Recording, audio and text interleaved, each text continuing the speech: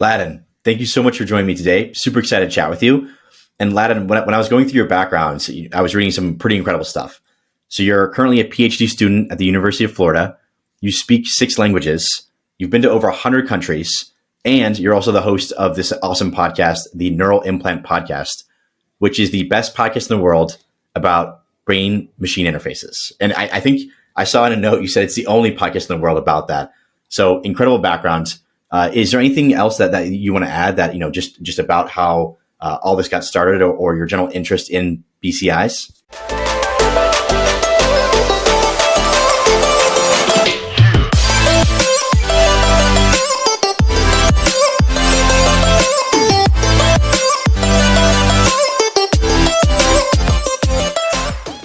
Yeah, no, thanks for having me on, and I'm excited to talk about this. I think now there are other podcasts about this, but they're not specifically about brain-computer interfaces, but it's kind of adjacent, and I've helped launch them as well. So it's actually friends in the industry as well. But yeah, my interest in the field started 10, 15 years ago, something like this. I was doing my undergrad at University of Utah.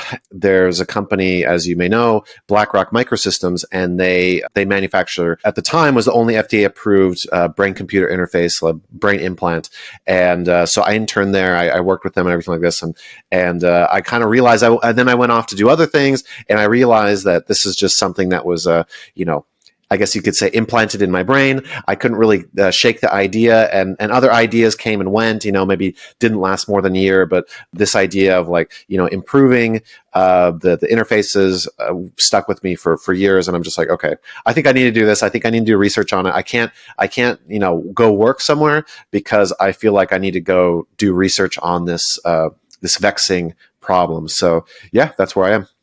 Amazing. So what was that initial spark? Because brain computer interfaces are pretty niche today. And especially, your podcast started 6 years ago. Your interest in BCI started 10 years ago. So how did you initially even learn about BCIs? And what was that spark that you're like, wow, I'm obsessed with this? Yeah. So it really was me being at the company. I mean, I did like an internship or like a work study thing in a clean room, basically a nanofabrication lab. And then that facility was being used by this company, BlackRock Microsystems. And it was really through them. And, the founder of the company or whatever was teaching one of my classes. And I didn't know about all this stuff. And basically what they've done in paralyzed patients that can't move their arms and legs, they implant this in the brain. They do brain surgery. They put this device. And it's a very small, 5 millimeter by 5 millimeter device. It can fit on, the head of Lincoln on a penny. And it's kind of this bed of nails thing that they, launch into the brain, and each of those nails, can read a neuron, and from that they're able to decode, what the person wants to do. So they can put it in the motor cortex, sensory cortex. So either you can have it control like a robotic arm, or feel what the robotic arm is doing. Since then, people have been implanted, and one guy was able to fist bump President Obama, at the time, and he was able to feel it. So I thought that was really cool, but the issue there was that these devices wouldn't last very long. So after about a year or maybe 2, they'd kind of, degrade, and they'd fall apart, and the body was just attacking it. So this is kind of how I learned it. But yeah, it was basically me, I guess I was in a very privileged position that others didn't really, have. And it's not very well marketed, I guess. And because it is still, I think BlackRock, they've implanted like 20 people. So it's not like, oh, wow, tens of thousands like cochlear implants, for deaf people, or like pacemakers or something like this. So it's really not in the public consciousness just yet. Okay. So this is something that we spoke about right before we started recording, but there's brain computer interface and brain machine interface, BCI, BMI. What do you prefer and why? Yeah, so those terms are interchangeable, and you can see both of them in the same scientific paper. I personally prefer brain-computer interfaces because it sounds a little bit fancier, a little bit like more high-tech. Machine to me can be like a hydraulic piston, kind of harvester combine kind of thing, versus the computer is like, a little bit more sleek or something like this. But yeah, I mean, if you use both, I'm not going to like flinch or anything like this. Cool. All right. So can you explain what is a BCI? Yeah, so basically, it's an interface. So it's brain-computer interface. It's an interface between the brain and a computer. So basically, being able to output whatever information is going on in the brain and have that go into a computer. Maybe it's decoded in the computer and sent back into the brain. So it can be bidirectional, and just a super basic primer on the brain. Brain is composed of neurons, which are brain cells, and they work with electricity. They send signals between each other via electricity, essentially, and so we can kind of intercept that. And again, with electricity, basically metal, electrodes, metal plugs, surfaces, and you can pick up that electricity and see, kind of listen in.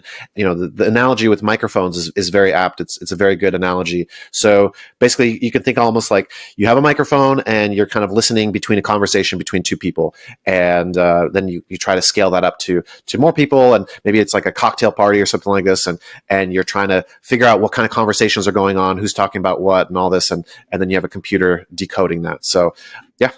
Okay, so you mentioned pacemakers and cochlear implants. Like in my mind, BCIs are very like Neuralink. They're kind of a little more not advanced, but a little more sexy. Is a pacemaker and a cochlear implant, are those technically BCIs? No, because it's not in the brain computer interface. I mean, neural implant. That's why I call mine the Neural Implant Podcast. For a long time, I was just like, man, what am I going to call it? I want to encompass everything. I don't want to only do BCIs. Yeah, I mean, I think that could be a neural implant, and they both work on electrical signals sending into the nerves and into neurons.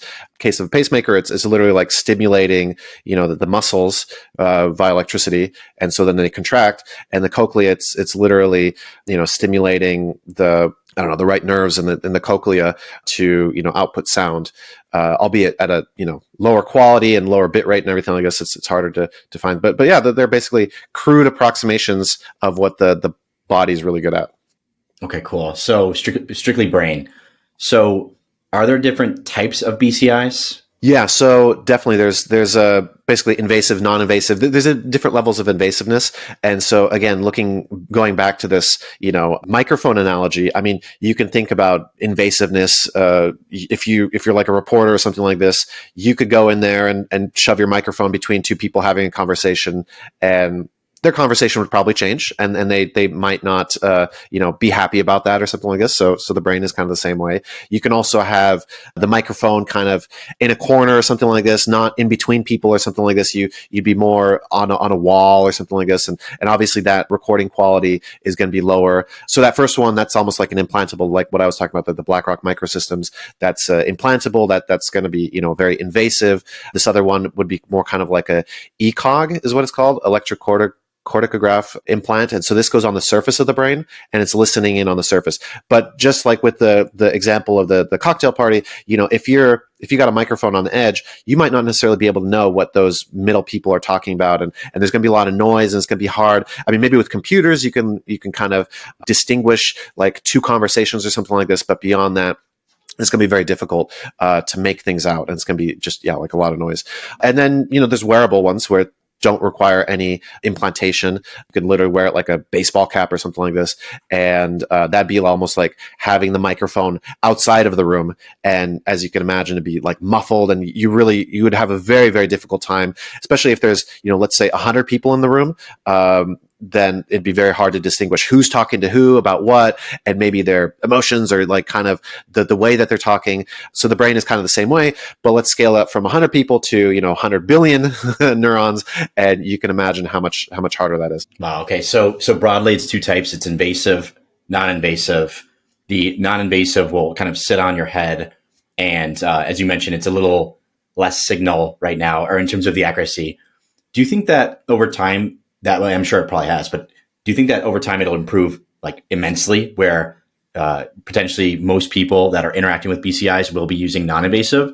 Or do you think that there's just too many barriers and the technology is improving, but not enough where it'll ever beat the invasive? Yeah. So you as a technologist, you surely know about Moore's law, basically the doubling of computer power every 1.5, and then it got changed to every 2 years.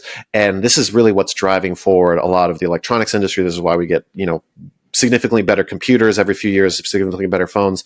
There is something similar in neurotech, and it was a paper published. It's called Stevenson's law now, and essentially it's a doubling of the number of electrodes every 7 years. So not every 2 years. It's a much slower, cycle, but basically it's every 7 years.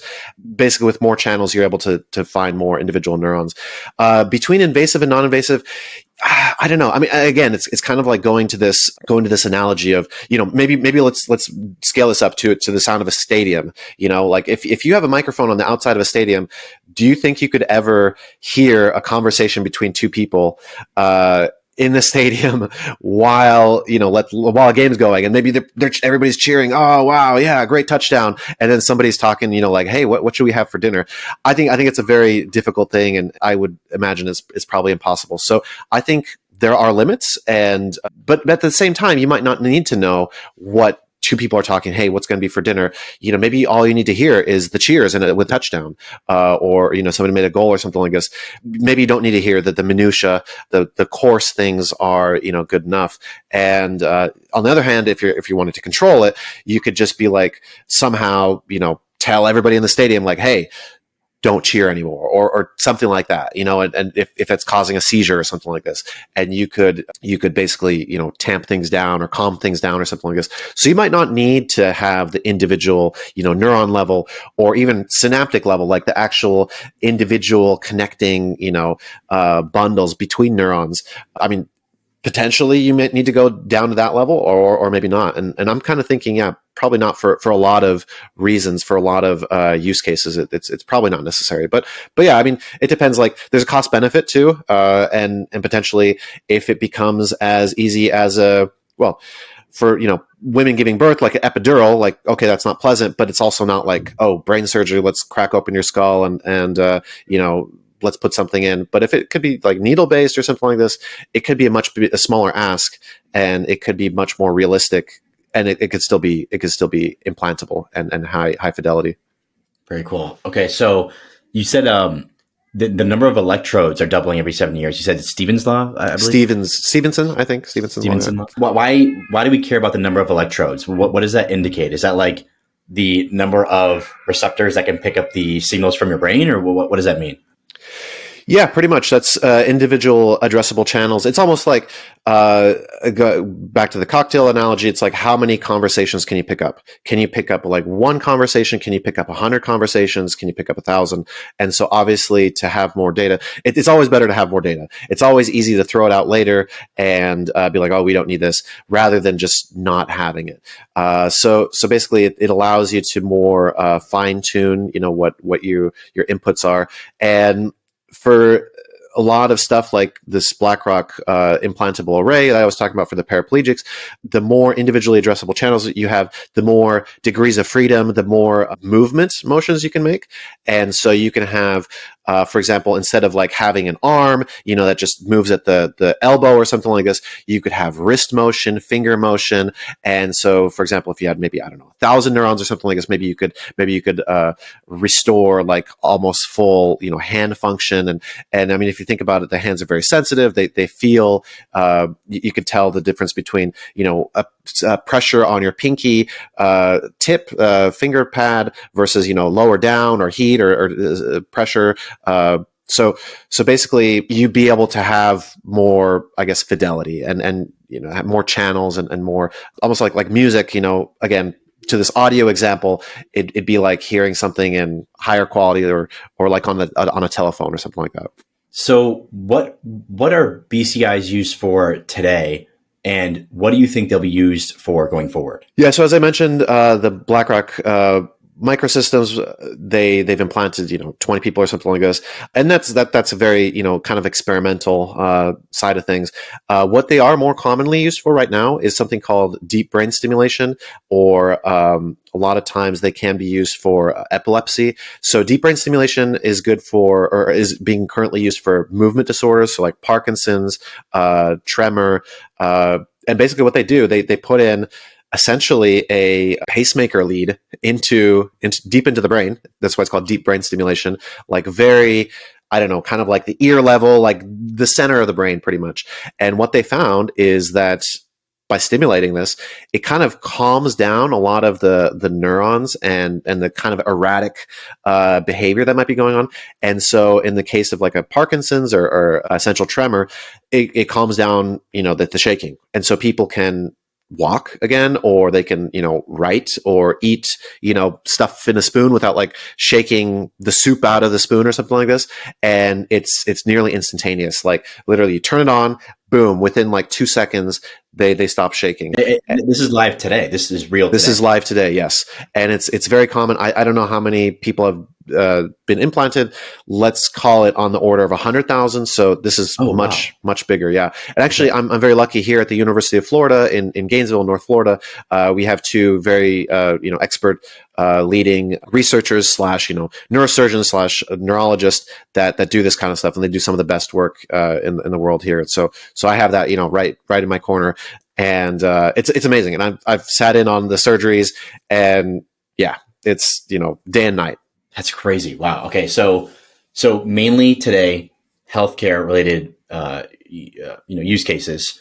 What other healthcare related use cases are actually happening now today? Because I had no idea there's 100,000 people that have been treated with this. What do you call it? Do you call it like this deep brain stimulation? Okay.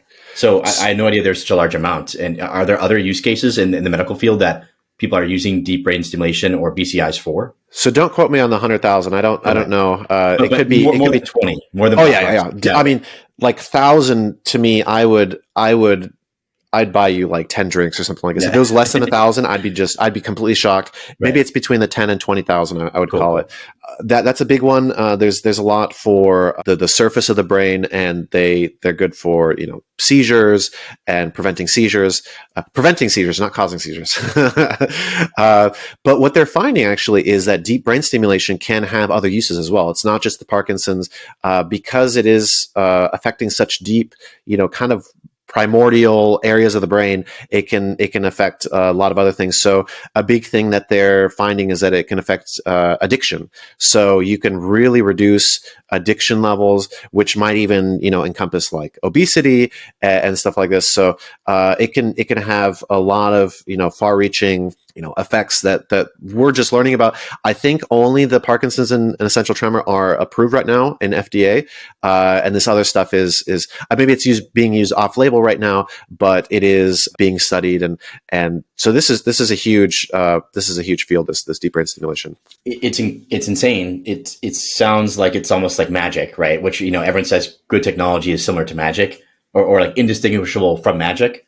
I'm surprised that it's not. Like I haven't heard about this that much, right? I've heard bits and pieces here and there, but the fact that this is not something that people are like shouting from the rooftops is kind of surprising.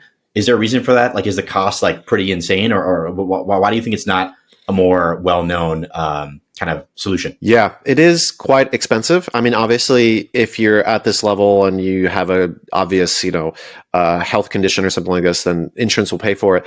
But it is on the order of $100,000 to have implanted. So it's not cheap. Obviously, neurosurgeons cracking open your skull and putting something in. So there's a lot of costs around that, surgical staff and the actual device and everything like this. And then another thing too, I think it's kind of invisible. So you wouldn't necessarily know. Like a cochlear implant, you have the little thing around the ear so you can kind of see that. But if somebody has this, it's all internal. And so it's maybe they have a lead, they have like a wire going from their skull into like a chest cavity by the clavicle, underneath the shoulder, where they have like a battery and a pulse generator, kind of the computer of it. And so this is all internal. So unless you're seeing somebody swimming or without their shirt on or clothes on or something like this, you wouldn't necessarily know. And then still it'd be like a little bit of a bump or something like this. And it's usually for older people. I mean, Parkinson's is I think of it as, like kind of a 60s and above age range. But I think it's also not as big. Like I think it's an order of magnitude or two smaller than pacemakers, smaller than, cochlear implants. And I don't know about you, but actually I don't think I know anybody with a pacemaker. I don't think I've ever seen somebody with a pacemaker. So it's kind of along this level. I mean, I guess I've heard about people having it on TV or stuff like this, but yeah. So I think that's why it's kind of invisible. Very interesting. Okay. So how do they get the body? Because, from my I don't know anything, right? But my understanding is that the body will fight foreign objects, right? So if you're putting in a piece of metal, how does the body not attack that or like kind of try to destroy it? Yeah, so this is my PhD actually. Oh, no I'm way. making Perfect. devices and fabrication methods and everything like this that prevents that, or either can survive it or make it invisible to the body, so the body doesn't see it as a threat, or if it does see it as a threat, that the device can withstand it. And yeah, because the body is extremely, it's a very, I don't know, corrosive environment or a very aggressive environment for materials. I have a friend, and he has an Airbnb on the beach, and he was showing me the doorknobs. He had to like change out the doorknobs because the salty sea air, after a year or two, would like disintegrate the doorknobs. And so and the body is way worse than that. Like, and it's actively trying to attack things. So you can imagine how bad things get, or those materials have to be very, very robust. I guess something that they found, and something that I believe, is that if you make things small enough, that also reduces the foreign body response, Oh, is what it's weird. called. And so if it becomes, it's usually below, I think, about 10 microns, 8 microns. I like to call it biological invisibility. So 10 microns, like, is that like a red blood cell, or is that significantly Yeah. smaller than a blood cell? It's on the order of a red blood cell and smaller. Wow. So on my theory, my pet theory that's not backed by anything, is that this is because there's not really anything in nature that would physically there. I mean, obviously viruses are much smaller, but and that would be like kind of a biological thing that it would be fighting against. But like physically, like a splinter or something like this, or whatever, wouldn't necessarily be that small and be causing problems. So that's my pet theory, not really based on anything. But yeah, I think what they found is like things really calm down. The inflammatory response, inflammation around it, really calms down. The smaller it is, and the softer that the device is also Softer. yeah, so you can think about like metal or silicone, like glass is a very stiff material, but something like a gel or like a plastic is much softer, and that's Could also you wrap a something. piece of metal in gel, or it Yeah, has to the whole? Okay, a okay, lot of people have done that, but that's also like how do you put it in, because then the gel will like come yeah. off, and so essentially you're trying to put a good way that people describe this is you're trying to put wet spaghetti into Jello. Jello is the Not brain. easy. Wet spaghetti is the ideal electrode. And how do you do that? That like, how do you sew in, or how do you eventually get the wet spaghetti? And then you're trying not to damage Jello at all. So it's a difficult problem. Wow. Okay. So, and the battery packs, these are also in the body, or these are outside the body?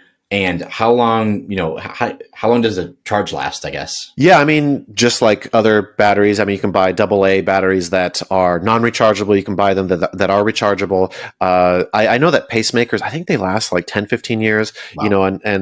but these are bigger things. These are, man, what would you call it? Like a deck of cards, maybe kind of the size. Maybe it's a little bit like cut out the edges or something, maybe rounded or something like this. But you can think about it like the size of a deck of cards.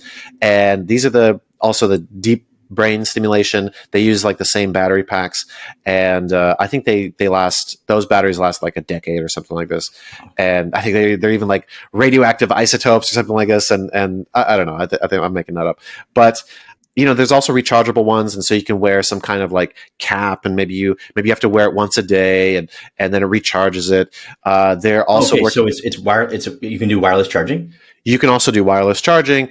I mean, again, it's like electronics. Right. Like everything that exists there, it exists here. So you can have the non-rechargeable AA's. You can have the rechargeable AA's that you plug in. You can have the wireless charging. You can also have just batteryless devices that work off of like an electric field. So you just always, if you want to use the device, then you have to be wearing the special hat or special whatever cover. And in that case, I mean, it's consistent or something like this, but at the same time, you are able to save a lot of volume and size by not having to have the battery pack. And obviously, like having a battery pack, again, back to electronics, it can leak, it can potentially explode, it can get hot and everything like this. So these are all things that you don't necessarily want happening inside your body. All right. So we went over some medical use cases. What are some other non-medical use cases that are maybe not even, I actually don't know if there's any non-medical use cases today. If there are any, would love to hear about that.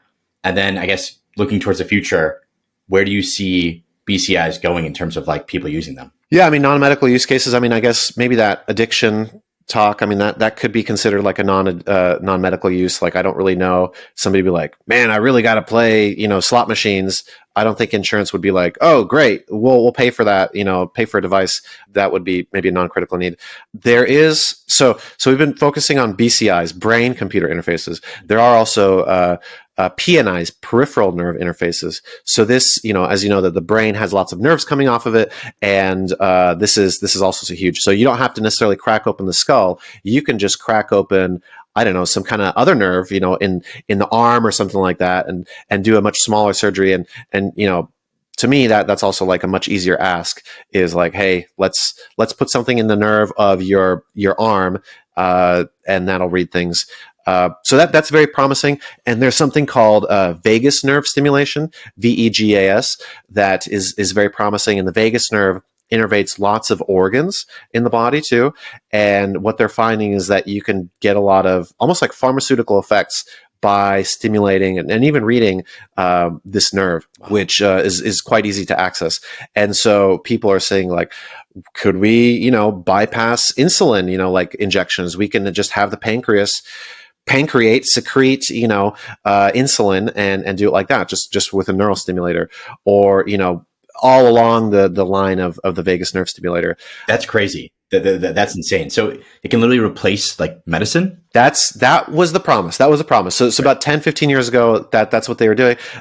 What they found is that it's much more complicated because this is like such a big nerve bundle and it's going everywhere. If you stimulate it, you just, you do a blanket stimulation. It affects everything downstream as well. So you can't be very targeted and be like, hey, this section of, this organ, I want you to do this thing. And so what they're also finding, I think, again, pet theory, is that they're not using enough channels. It's not selective enough, and they don't really know how to stimulate it or what needs to be done.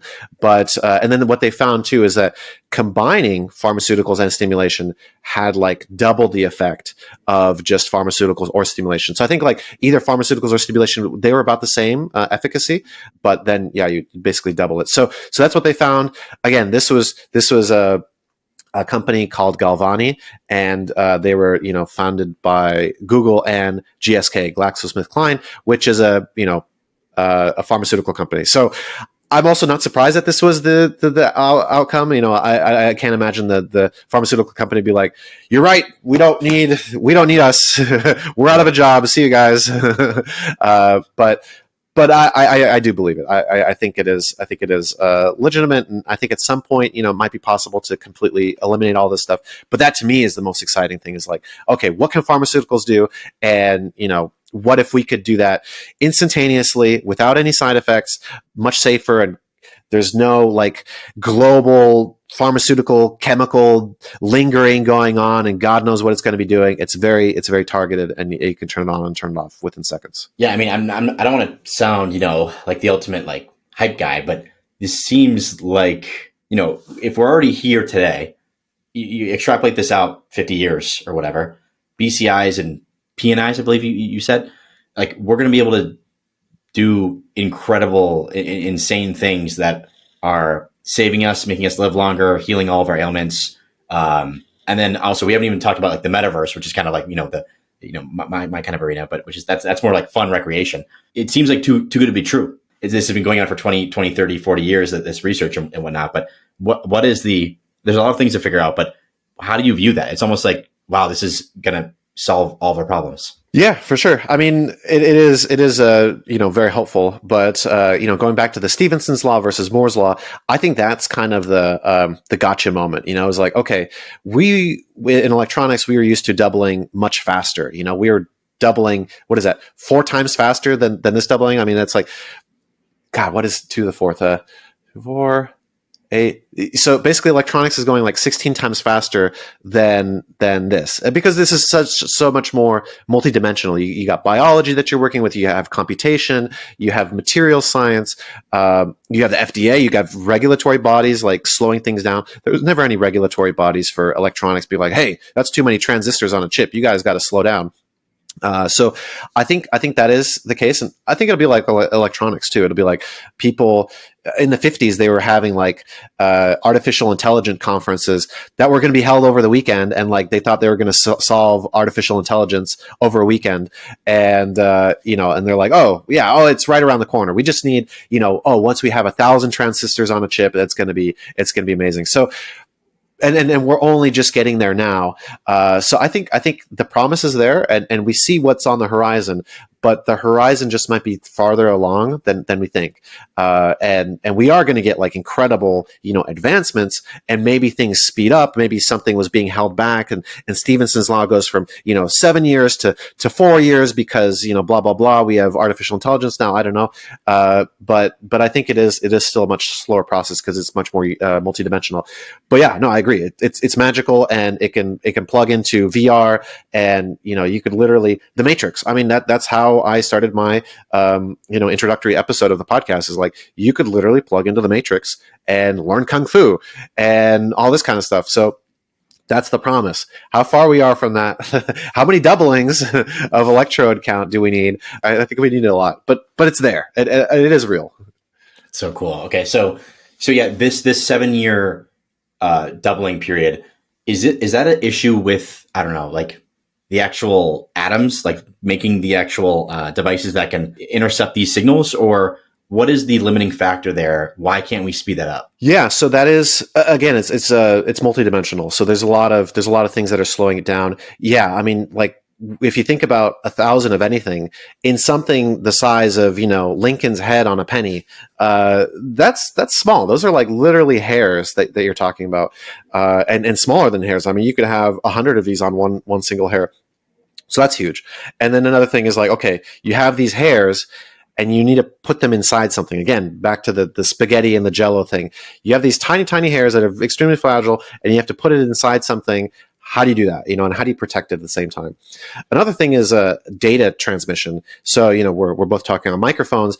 This is one channel. Let's say you have 1,000 microphones. Like, how do you record that? Like, how do you connect that into one computer? And can it even, handle that? Let's say 10,000 microphones into one computer. Like, I don't even know what that would look like. I don't even know how 10,000 microphones might take up a whole room, and they might just be like little lavalier lapel microphones or something like this. It gets pretty crazy. And I mean, you'd be burning, God, like gigabytes a second, just because you're essentially using the same kind of codecs and not frame rates, but like audio encoding rates and bit rates and everything like this as you are with like audio microphones. So again, this audio analogy is very apt. So yeah, I mean, like, I don't know, like 10,000 microphones recording at once on one computer, and you'd be burning, I don't know, like, and then the data storage, like, okay, let's call it 10 gigabytes a second. Man, that's like stacks and stacks of hard drives that you'd be using every minute. And then maybe something's long term, like some issue only pops up, once a month or something like this. You literally have warehouses full of hard drives that to find like one little aberration or something like this. So I mean, there could be more issues, and if we talk longer, I could mention more of them. But yeah, it's multifaceted, which is why I think it's being slowed down. So which company in the neurotech field are you personally excited about the most? Or maybe there's a couple that you're really excited about, because obviously I think a lot of people know Neuralink from Elon's company, and then Kernel, which is made by I think the guy who started Braintree, which is that like payments provider. Brian Johnson is the guy's name. Brian Johnson. Yep. So yeah, there's a couple of these companies that are really exciting that I kind of know of, but I'm sure you know way more. Which company are you really excited about? Which company do you think is very legit, and which others do you think are kind of less exciting? So let's start with the elephant in the room, Elon's company, Neuralink. I really like it. I think they're doing great work. And from what I know, researching literature and everything like this, they're using best practices, and they have very good methods or very good approaches, I think. And so I think, and then again, they're dealing with regulatory, FDA, everything like this. And I think they're doing well. I mean, Elon's kind of used to, he is used to regulatory, the automobile and space sector, everything like this. But I think this is a bigger beast. This is a much slower thing. Oh, that's crazy. You're saying it's harder. It's more More regulatory burden than rockets. That's crazy. I would say so because I mean you're talking about putting something into a human long term, and Totally. so there's knock on effects. That something exploding in the stratosphere doesn't like okay yeah that'll affect that could fall on you or something like this, but this could be inside thousands of Mhm. people, and maybe 5 years later it's like it falls apart and like cyanide comes out or something. I don't know. Like it could be pretty crazy. Totally. But anyway, so I think they're doing a really really good job, and it is nice to have this kind of I call it fire at your ass, to push you and to motivate you. And I think they've been doing a really good job. Johnson Company Kernel, I haven't heard too much. They they pivoted a few times, I believe, Mm. and they're doing kind of more of a wearable near infrared brain signal, measurements. I think it's only measurements. I don't think they can do stimulation. Hmm. And then Brian Johnson also he's been doing a little bit of a health kick recently, and he was focusing on that from what it appeared. Another company, BlackRock Microsystems, that was the company that had implanted. They're doing good stuff.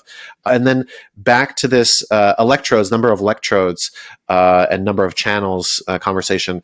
I mean, the company to beat at this point is a company called Paradromics, and Aerodromics. I think they have one device that has 65,000 channels, whereas the BlackRock array has 100, and so they've just completely blown everybody else out of the water. Even Neuralink, I think, is only at 1,000 or something like this, and so That doesn't even sound like real. It sounds like they're like making that number up. How is that possible?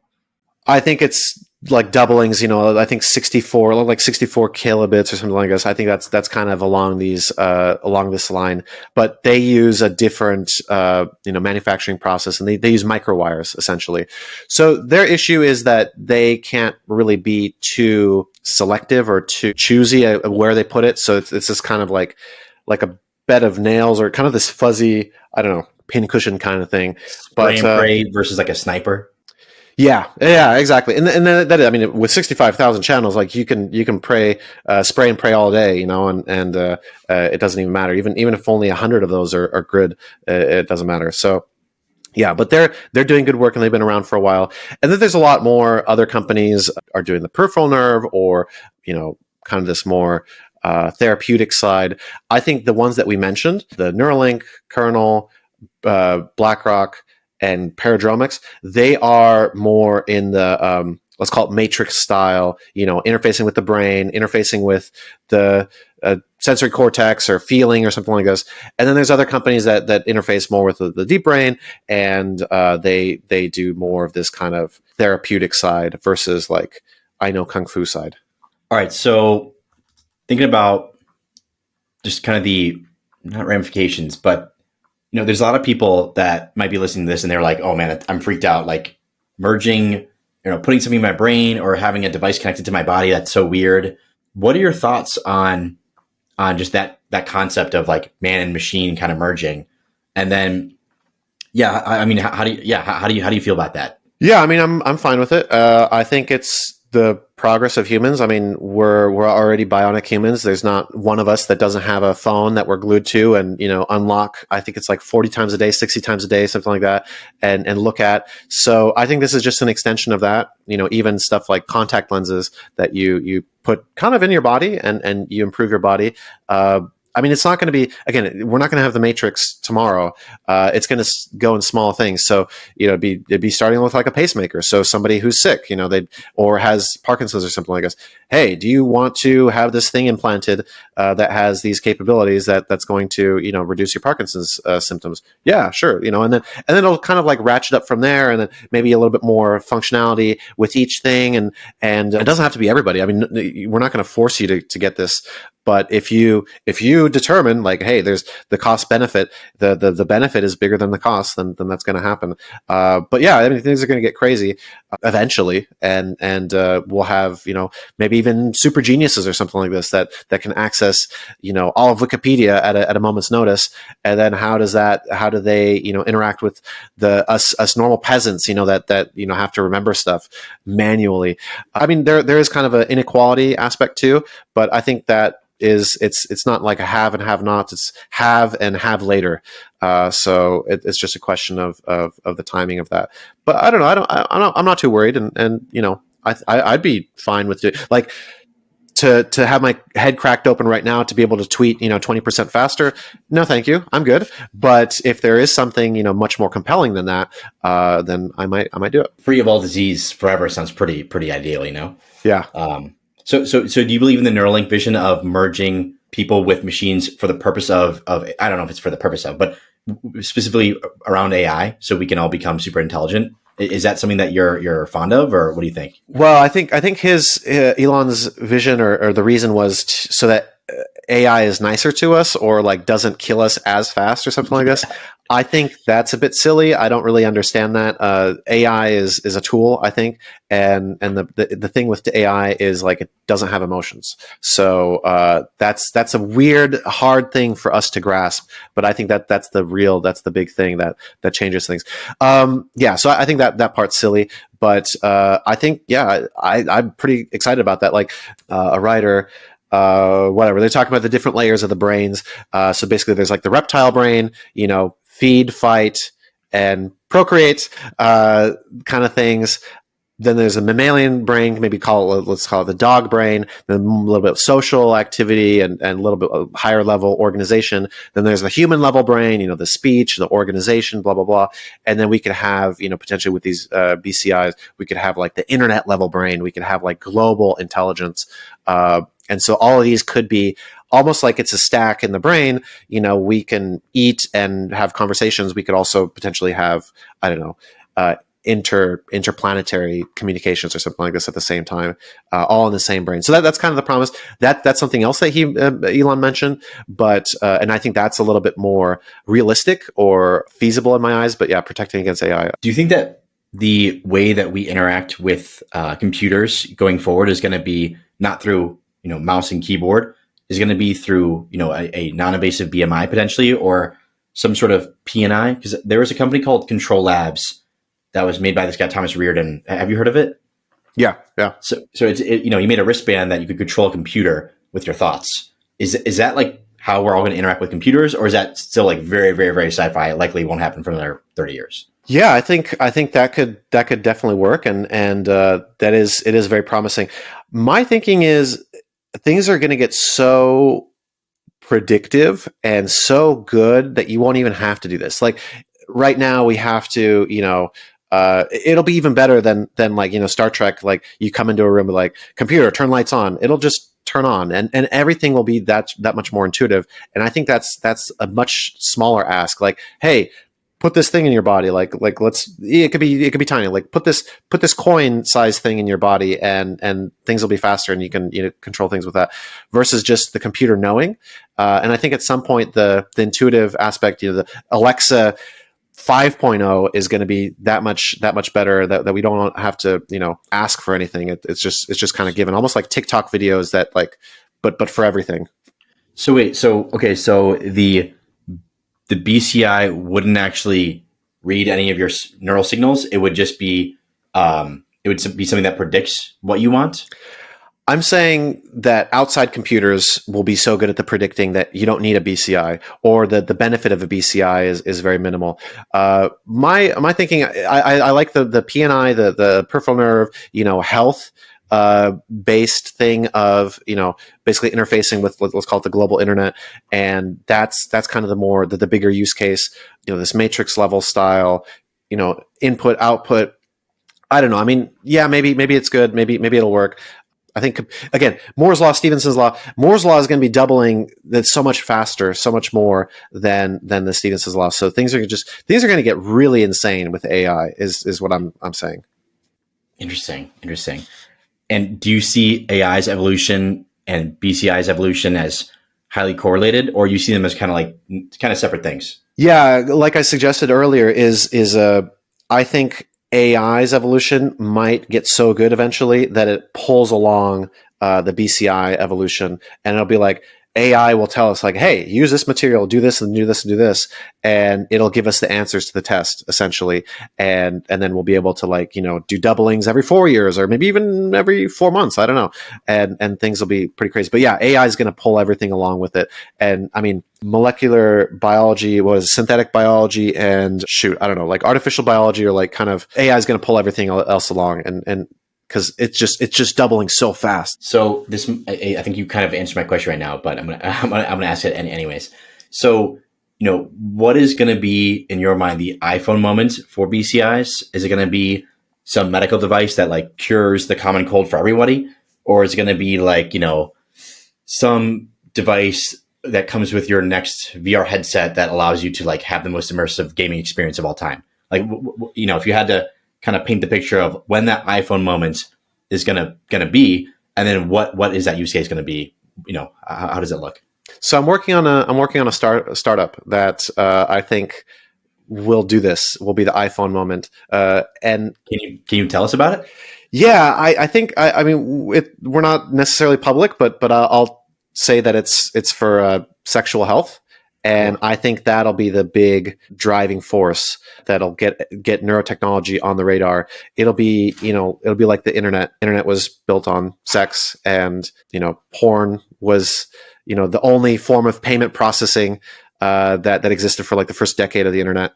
And now we're very comfortable doing mortgages online. All types of payment processing and whatever. So I think my theory, and I'm building a startup to back this up, is that sex is going to be the the big driver, and people are like, oh yeah, now this is a really good reason to get implanted to become a sex god, essentially. I mean, you're 100% right. I think, what is it? They say like all the vices are like the main drivers of a lot of technologies. So, and I think sex is like the most. Everyone does it, right? Everyone has sex. We're all here because of sex, right? So I think that going after that market specifically is genius, because it's like the world's largest market, probably. Can you dig a little bit deeper into that, or you want to keep it kind of high level for now, and we can talk offline? Yeah, I mean, we can talk about it offline, but basically it'd be an implantable device, partially implantable device that would be able to improve your sexual performance, the actual orgasm. And so it would be it'd be kind of a magical thing for that, I guess. And then a big, I guess, selling point too is that you could pair the device with a partner and get simultaneous orgasms every time. Wow. Okay. So I mean, obviously that sounds very magical. Is this a BCI or is this a PNI or both? PNI. Yeah. Interesting. Okay. And this is something that would go in your body or would go outside your body? In your body. Okay. Very cool. Wow. I'm excited to learn more. You're going to have to come back on in the future and kind of tell us the whole story of that, because that sounds super, super cool. Yeah. Once we go public, hopefully in the next few months, I'll be able to talk more about it. Amazing. So are there any common misconceptions about BCIs that the general public have that you think is just kind of like totally overblown? I think basically there's not many conceptions because not many people know about it. And so yeah, I think that's the big thing. There's nothing to dispel, I guess. If you had to choose one specific danger or like major downside of BCIs, what would that be? Yeah, something that I've noticed is there's something called the hype cycle. So basically, this happens with a lot of things. Is that the Gardner hype cycle? I don't know. Okay. Yeah, and then the trough of disillusionment, and then exactly. Yeah. Exactly. And I mean, your focus is, VR and NFTs and everything like this. So I think you're going through this right now, these fields, and there's huge hype, and then trough of disillusionment, and then it's going to come back to reality. And so it's going to raise. And I think that's, I think neurotech is going to be doing this as well. Inevitable. I mean, there are factors that can hype it more, add to the hype, but that could be a problem. That if it is too hyped and then people like abandon it for a decade or two or something like this, I think that could be a problem, because I think it's a much slower cycle than something like NFTs or something like this, because it is regulated and there's much more moving parts. Again, Stephenson's law versus Moore's law. Basically, it's going to be happening 5 times slower than something like an NFT or something like this. But that to me is the biggest thing, and I mean. I don't think NFTs. I think NFTs and the VR and everything like this, they're not yet. They're the trough of disillusionment, and they're going to come back to where they should be. But I guess you can be the expert to speak to that. What do you think? Or did I just offend you? No.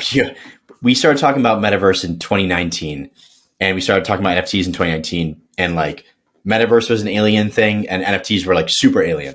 2021, we were like the bee's knees, like everyone wanted to talk to us, and then 2022, it was like dead, and 2023 is like even more dead, right? But yeah, the theses that bring us to the conclusions that hey, property rights online, digital property rights online through NFTs is going to be really important. That's still the same. The metaverse is a pretty nebulous definition, and we're it changes for me like every month. There's like a new definition, but essentially a more digital future, like a more immersive internet, as a very simplistic way to describe the metaverse. Like that's happening like all around us, right? So that's also undeniable. Just that term now is like kind of not cool. So yeah, no, totally experienced that. The Gartner hype cycle, or just the hype cycle in general. Neurotech, it's not there yet, but I could imagine exactly what we're talking about. I could imagine people saying, "Oh my God, this is going to cure everything," and it going completely crazy, which it will, but it's going to take some amount of years. Yeah, totally see that. So, last question before the closing questions: metaverse. What are your thoughts on the metaverse? How do you think about the metaverse? What even is the metaverse to you? And do BCIs play a role in the metaverse? Yeah, I think metaverse is good. It has a future, but unfortunately, there was one company that sucked everything up, and unfortunately, I think it also prevented creative ideas from being formed, and the little seedlings, the little things that shouldn't be alive that are like growing in the concrete, the little weed that's growing in the concrete or something like this.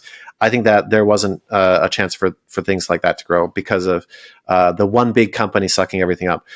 I think it could be a huge future. I have a different. I think the AR is augmented reality is kind of a better stepping stone, and that to me is really cool. And I think something like an overlaid, conference or something like this, and I can see people's stats or like how I know them, have we talked, and emails or whatever. Having an overlay of that would be amazing, but nobody's working on stuff like that. So definitely has a future, and maybe BCIs have a role in that. That's probably still at least 20, 30 years away though. Totally. Yeah, no, I mean, we're all hoping and praying that Apple's AR glasses really crush it. But it's been delayed a couple times. So, but if any company can pull it off, it's going to be Apple. So very excited. All right, Ladan, are you ready for the closing questions? Sure, let's do it. All right, what are you bearish on? And it could be anything. I would say, yeah, maybe metaverse momentarily, like these next few years. Yeah. What are you bullish on? And it can't be BCIs. It's too obvious. I think AI is going to and this is kind of a easy answer, I guess, but there's not anybody that I guess would disagree. Things are going to get insane. Like things are going to get legitimately just basically the last 100 years of progress in 5 years or something, 10 years, and it's going to be insane. Like how much things are going to change. It's going to be insane, and we don't even know what's going to come. I love that. All right, what is the best piece of advice you've ever received? I don't know. Just follow what you want to do, I guess, and don't count the hours. Do something where you don't count the hours, and I think that's the big thing. That'll keep you motivated, even in the trough of disillusionment.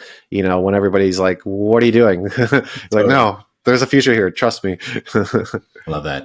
All right, what trait most defines who you are?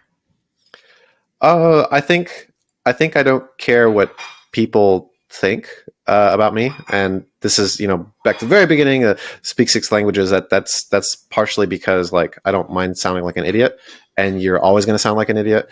And anytime you start something new, you're going to be this baby stage, idiot level stage. So yeah, I think just embrace it, I guess. Love that. All right, last question. What motivates you? What I want to work on, and both in the PhD for the longevity of the neural implants and the startup, is I want to get neurotechnology out there. And it's not panacea, it's not the magic bullet for everybody, but I want to get it on the radar, and I think it'll be a very exciting opportunity for many people. And basically just get it on the radar of everybody, I guess. Amazing. Awesome. Sir, thank you so much for coming on. This was an absolute blast. I feel like I just learned, just gobs and gobs of information that I had no idea before. So thank you. If you want to plug in, I don't know, people want to contact you. If you want to plug, like, I don't know, your Twitter, your podcast, whatever, you go ahead. Yeah, sure. So, you can contact me or the Neural Implant Podcast. If you want to get deeper into this, I do interviews with, researchers in this field, and it is a bit more high level, but at the same time, we don't want to be like, naming off protein combinations and whatever. Like it's to the level where you could be doing dishes at the same time and still be able to, understand what's going on. But we do go deeper into it. And then I guess neuralimplantpodcast@gmail.com. That's a good way through that to contact me. But happy to answer questions, and I enjoyed this. I really enjoyed this, and I like kind of giving the primer. It's fun. Amazing. All right, sir. Thank you. Appreciate it.